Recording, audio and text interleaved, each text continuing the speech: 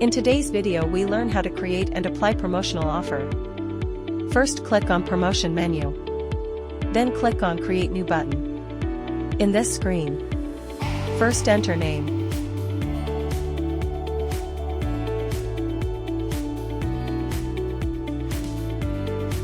Then select offer type. Enter amount in percentage. Then minimum offer amount. Choose valid date and time for promotion.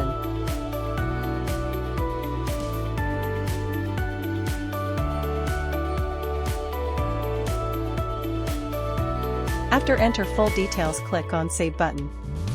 Now log in into Web POS. Add some product.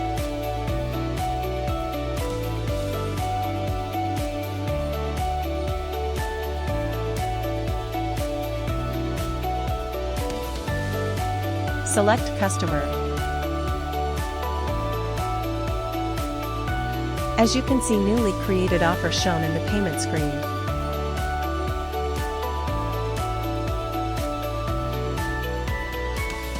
Click on Apply button.